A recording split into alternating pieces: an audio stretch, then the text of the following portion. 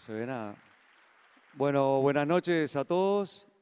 Muchas gracias por acompañarnos. Es un día muy especial para el estudio, para Ignacio, Malena y toda la familia.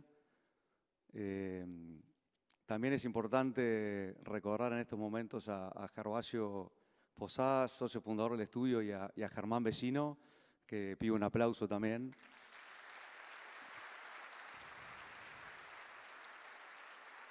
Ignacio, solamente decirte muchas gracias. Dejaste en alto unas varas o varias varas en el estudio. Va a ser difícil llegar hasta ahí, pero simplemente rescato algo que siempre nos repetís y nos decís, es que el estudio sea el mejor lugar para ir a trabajar. Muchas gracias. Vamos a ver ahora un pequeño video que creo que refleja bastante lo que es Ignacio para nosotros en el estudio. Gracias.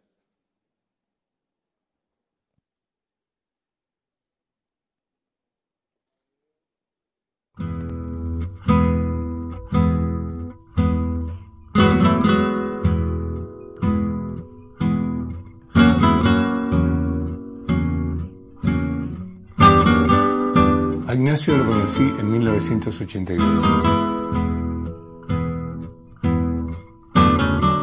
Era un abogado joven, pero ya de nota, práctico, un caballero. A primera vista puede parecer algo espinoso, pero apenas se le conoce, se percibe su gran generosidad humana. En el estudio siempre ha estado atento a fomentar el crecimiento de sus integrantes y a apoyarlos en los momentos difíciles. Esa es una de las razones por las que quisimos llevar adelante este homenaje, con admiración, respeto y con mucho reconocimiento y cariño. Lo hemos visto desempeñar prácticamente todos los roles familiares, siempre con afecto y devoción. Disfrutamos de su padre y de la relación entre ellos, y hemos sido testigos del amor manifiesto entre Ignacio y Malena. Ella fue y sigue siendo inspiradora de vida, no solo para él, sino para todos. Un ejemplo de fe, fuerza, tesón y alegría. Sus hijos siempre han sido parte del estudio, y hoy tenemos el placer de ver a Ignacio que habla y juega con sus nietos desde su inocencia de abuelo. No es sencillo brindar un reconocimiento a Ignacio por cada uno de todos sus aspectos. La primera impresión fue de una persona muy seria, muy formal, y después conocí el gran ser humano y espiritual que hay detrás de esa formalidad. Esa figura seria, adusta, que el perfil público de Ignacio transmite en el fuero íntimo del trabajo y de las amistades que estaban alrededor del estudio, era totalmente distinto. Su sentido del humor, es una persona extremadamente culta.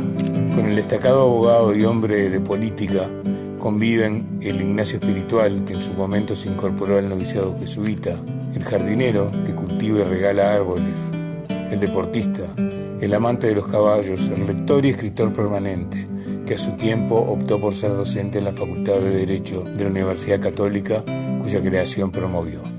Y bueno, la primera vez que lo conocí en persona, digamos, porque ya sabía quién era Ignacio de Posadas, fue en la facultad. Un día llegó y le preguntó sobre el tema que había mandado a estudiar. Y bueno, silencio absoluto, ¿no? Nadie decía nada.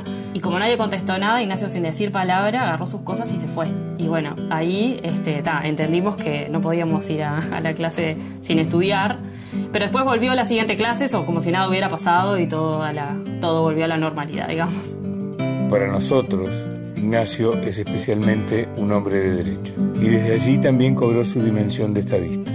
Con valentía y sin rodeos, incisivo en la crítica, siempre polémico y motivador. Como todos los genuinamente interesados en la cosa pública, se comparta o no su opinión, merece mayor respeto, el que se debe a los que hablan frontal y claramente, sin calcular su propio rédito.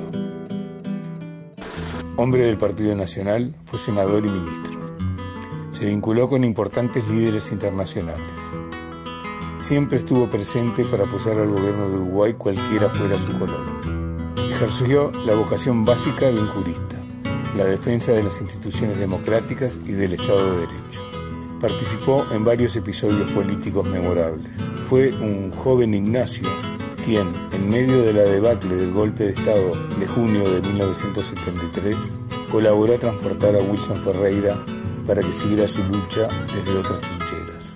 Todos nosotros sabemos que no importaba qué legislador hubiera llevado.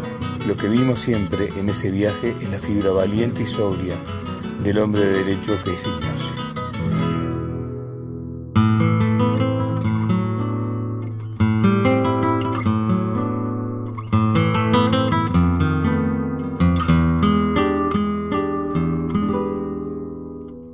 Cuando le anunciamos este homenaje, pidió que refiriera a la historia del estudio, para mantener la memoria de lo que hicimos, que fue toda una gesta. Por supuesto, lo hecho será superado, pero puede ser una brújula en ciertos momentos. El estudio nació en 1926, fundado por don Gervasio de Posadas y el doctor Arturo Lerena, ambos personalidades y profesionales muy destacados. Don Gervasio era un señor que emanaba bondad. No lo recuerdo sin sonreír. A fines de los 70, Ignacio y Germán Vecino refundaron el estudio, proponiéndose proyectarlo también a nivel regional e internacional. Hoy, que tanto se habla de la diversidad y la tolerancia, yo digo que nosotros somos fruto del reconocimiento de sus diferencias que hicieron Ignacio y Germán y de la paciencia de uno y otro para conjugarlas y obtener de ellas un producto único, nuestro estudio. Que en aquel entonces era algo absolutamente diferente de lo que es hoy. No éramos más de 5 personas. Era Germán, Ignacio, que eran los socios abogados del estudio, Mari, que era la secretaria ejecutiva de toda la vida, Yamandú, que era el chepibe de aquel entonces, y yo que entré como procurador abogado junior. Un estudio en el que nunca estuvo permitido competir entre nosotros. Un lugar en el que internamente la política partidaria está vedada. Una comunidad de iguales. Sobre todo es lograr este clima de trabajo que creo que nos caracteriza hasta el día de hoy, de que no haya una competencia interna, de que cada uno trabaje a gusto, dando lo mejor de sí, pero sin sentir que le tiene que mostrar al de al lado algo, ¿no? Él siempre decía, hay cancha para correr. Hay cancha para correr. Te daba la oportunidad de desarrollarte vos a plenitud en el área que estabas. Desde sus inicios, Ignacio manifestó las características que han hecho de él un profesional de renombre.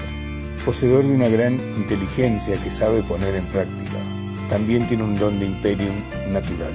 Convence con pocas palabras y sin desperdiciar argumentos. Combina sagacidad con honestidad, lo que genera una fuerte confianza en él. Por aquellos años, en el tercer piso del edificio de la Bolsa de Comercio, repicaban las teclas de un par de máquinas de escribir. Éramos felices. Ignacio, un líder nato, sabía que podíamos ir a más y así, en escaso tiempo, pasamos de ser poco más de 5 a multiplicarnos, siempre con trabajo, entusiasmo y disfrute. Las viejas máquinas de escribir dieron paso a la maravilla de una IBM de bolita, para luego ver aparecer, de la mano de Ignacio, la primera Apple, toda una novedad. En el 87 ya habíamos crecido tanto que no teníamos espacio y nos trasladamos al edificio Tupí, en la Plaza Independencia, que a su vez a lo largo de los años se fue ampliando y ampliando. Del piso 21 que teníamos allí pasamos a tomar todo el piso 21 del Ciudadela, que es la otra mitad del mismo edificio, digamos, y después en el piso 20, el 16, en fin. La calidad de vida cambió en pila. Tenías toda la ciudad y el Río de la Plata a tus pies. Era muy lindo para trabajar allá. Entre tanto, abrimos escritorios en la zona franca de Colonia, luego en Zona América, en Ginebra y otros lugares. En las décadas de los 80 y 90 logramos una importante presencia regional, incluso para Uruguay. En todo este proceso de crecimiento, Ignacio siempre fue una fuerza que nos impulsó hacia adelante, sin pisar el freno.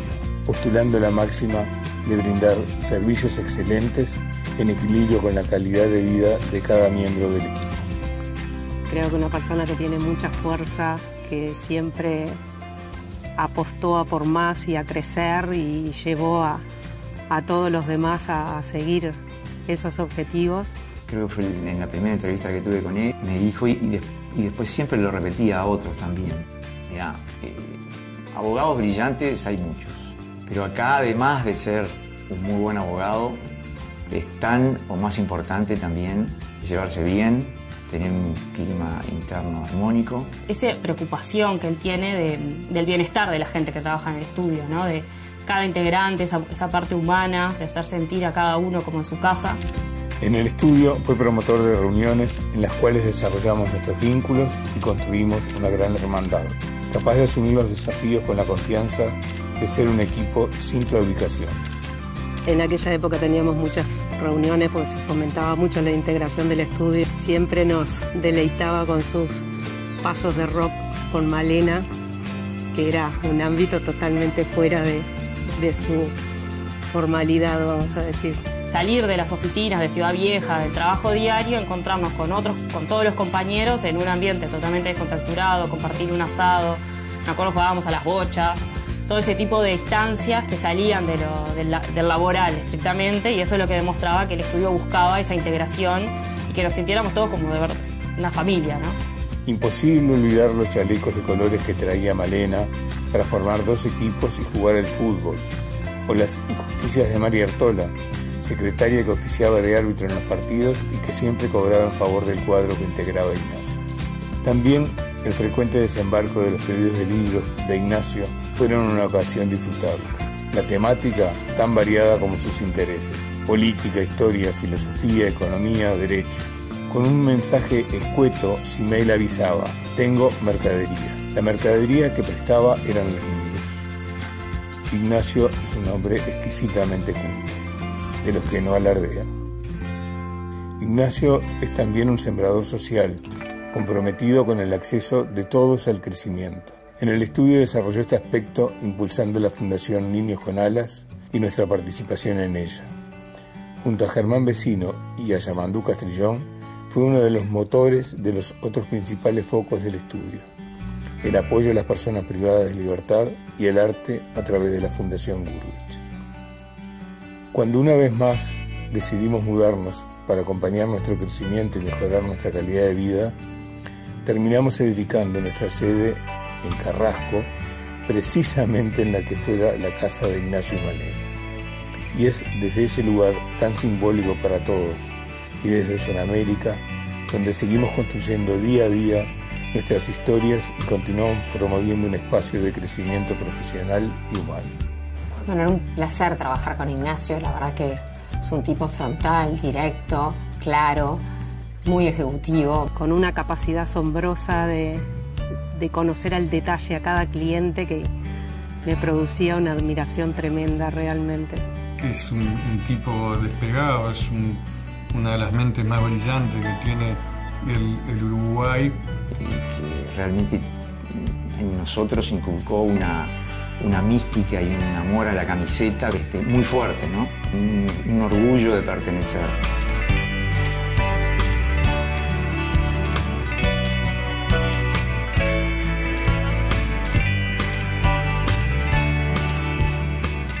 Una de las excepciones de la palabra homenaje es un juramento de fidelidad.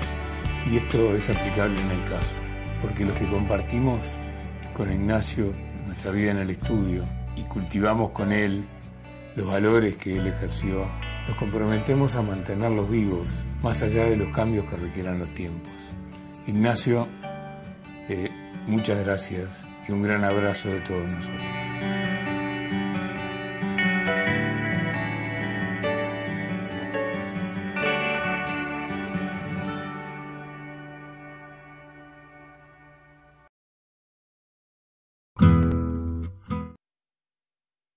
Más para agregar, solo muchas gracias, Ignacio.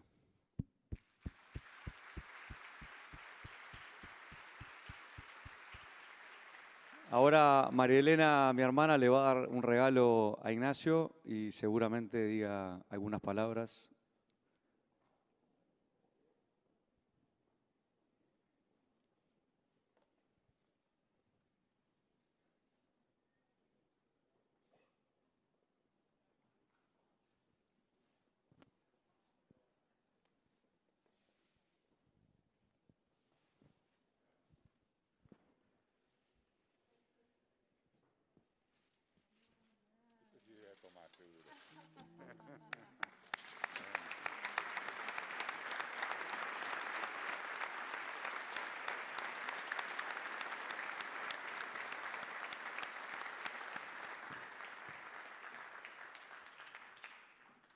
¿Toca a mí? Hola. ¿Sí? Bien. La verdad que esto es increíble. Es increíblemente increíble todo. Si Dios quiere, de acá a un mes y un día, con Malena vamos a celebrar las bodas de oro. 50 años de casado.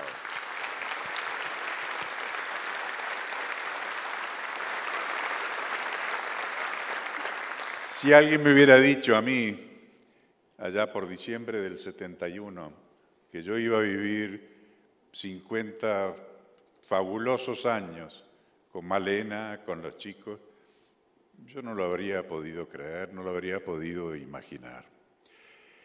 Y cuando a cierta altura uno empieza a mirar y a darse cuenta, y bueno, es inevitable que surja la pregunta, ¿y esto cómo fue?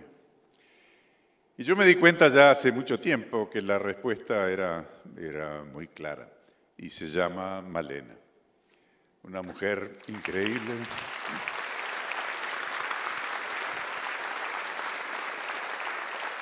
Una persona realmente increíble, para con quien tengo una deuda de gratitud que no voy a poder pagar jamás. Más o menos por la misma época en que arrancamos esta aventura, que bueno, llegará, si Dios quiere, a las bodas de oro, yo empecé también sin saberlo otra aventura distinta, pero no menos aventura. Allá en la Ciudad Vieja, como se mostró, en el edificio de la Bolsa, el tercer piso, el viejo estudio Lerena Acevedo, Posadas Belgrano. ¿Quién iba a imaginar que de ahí llegaríamos a lo que es el estudio hoy, Posadas y Vecino? Y también en eso yo tengo muy claro que debo agradecer, que tengo a muchísima gente que agradecer. Son tantos que no los voy a poder nombrar a todos, pero quiero personificar mi reconocimiento en algunos, que han sido muy especiales en esa parte de mi vida y en la gestación del estudio. Empiezo por mi padre, por don Gervasio, como lo llamaban en el estudio. Él nos acogió en aquel estudio que era muy espartano, muy primitivo. Tenía muy pocos clientes del lado Posadas, papá se había dedicado a otras cosas. Pero ahí primero nos bancó, después con su consejo, un hombre muy sabio, muy bondadoso y muy sabio. Pero sobre todo con el prestigio de su nombre, nos dio una plataforma de lanzamiento que sin eso no hubiéramos llegado a ningún lado. Lerena Acevedo de Posadas Belgrano contaba en aquella época con 4 o 5 profesionales, la mayoría del lado Lerena. El personal en su conjunto eran 2 funcionarios. Viejo procurador con quien yo aprendí lo que en aquella época era obligatorio, que era hacer baranda en los viejos juzgados, cosa que nunca me gustó y a la cual le escurrí el bulto en cuanto pude. Y luego María Artola, que la vimos ahí, secretaria, telefonista, recepcionista, y después, con el tiempo, madrina de una cantidad de muchachos que entraron al estudio de Chepibe y aprendieron a trabajar al lado de ella e hicieron carrera, para orgullo de todos nosotros. Al poco tiempo se incorporó un gurí venido de Tacuarembó, alumno del IPA, bohemio, poeta, romántico de izquierda y un tipazo, Yamandú Castrillón, que también arrancó de Chepibe en el estudio y llegó a encargado de recursos humanos, a quien el estudio le debe mucho. Parte de su impronta cultural viene de Yamandú. Y un tiempo antes de que ingresara a Yamandú, llegó Germán, venido de París, de sus estudios de posgrado en Derecho, y ahí arrancamos una sociedad, bueno, medio especial, porque la verdad que Germán y yo éramos muy diferentes. Y eso se probó que, bueno, junto con las tensiones y los momentos de uno se agarraba calentura con el otro y el otro con el uno, pareció dar una sinergia que, bueno, con el correr de los años dio resultado. Y otra vez, el estudio le debe a Germán Vecino muchísimo. Sin su inteligencia, sin su imaginación, sin su persistencia, de la cual tanto nos reíamos cuando llamaba a la gente joven a las 7:30 de la noche para empezar a trabajar. Sin eso y mucho más, no hubiéramos llegado a donde estamos. Y también la cultura, eso que esperamos, es una cultura especial del estudio, le debe mucho a Germán. Una anécdota muy cortita. En un momento dado, recién estábamos, creo, en Juncal, entrevistábamos entre los dos a un abogado joven. Una entrevista que a Germán le encantaba y a mí me daba una pereza espantosa. Pero Germán era un fenómeno para eso, porque le preguntaba y lo daba vuelta y le volvía a preguntar. Y en determinado momento, cuando ya el muchacho la venía sudando un poco, apareció a servir el café Miguel, que era un personaje de aquella época, era el rey de los bailes de Sudamérica. Sirvió el café y se fue, cerró la puerta y Germán le dice al muchacho, ¿ves? Eso es lo que tú vas a tener que hacer. El chico quedó blanco. Se ve que pensó que iba a tener que arrancar en el estudio sirviendo café. Germán, que lo había leído de atrás para adelante, le dijo, no, café no. Ahora, servir, sí. Tú vas a servir en el mismo sentido que sirve Miguel. Y si no entendiste eso, no entendiste nada. Y eso fue de la esencia de la cultura del estudio. Germán le puso un nombre, poco después se llamaba el azafatismo. Y pasó a ser parte integrante del vocabulario del estudio. Y bueno, poco tiempo después llegaron los primeros pobladores profesionales. Por su orden, primero Luis, compañero de vela de Germán y tutor de toda una generación de profesionales en el estudio que aprendían bastante rápidamente que atrás de un carácter muy especial había un gran tipo y un gran profesional. Luis trajo a Tomás, en aquella época era pura mota, barba y lentes, que con su bondad, su inteligencia y su preparación técnico-jurídica ha sido un notable gerente de profesionales en el estudio.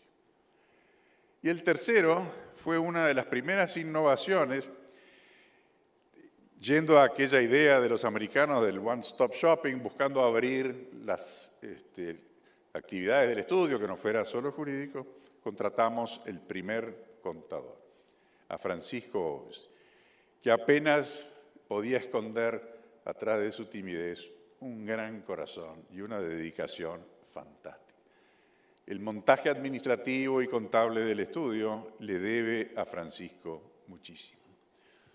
Bueno, y con esa tropa chiquita fuimos de Rincón a Juncal, de Juncal a Zona América, a Ginebra y por último a Mones Roses. En algo que fue un camino increíble y que llega a una cosa también increíble que es PPB. Déjenme, los pepevianos, no que les dé un consejo, que eso suena pedantón, pero que les haga un pedido. Nunca olviden y nunca abandonen ese lema que nosotros acuñamos a cierta altura ya hace tiempo. No ser los más grandes, no ser los más conocidos, sino ser ese lugar donde se combina la máxima eficiencia con la mejor calidad de vida de todos. Ese es el sentido último de PPB. A todos sus integrantes, a los que tuvieron la idea de este homenaje tan removedor, mis gracias. Y a todos los demás que se han tomado el trabajo de venir a acompañarme, algunos desde bastante lejos, una demostración de afecto que yo no puedo retribuir, pero que no voy a olvidar. A todos, mil gracias y que Dios los bendiga.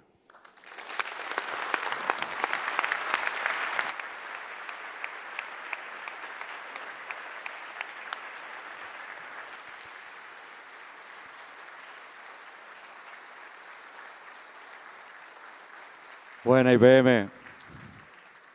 Bueno, vamos a escuchar al coro ahora del Sodre y ya está.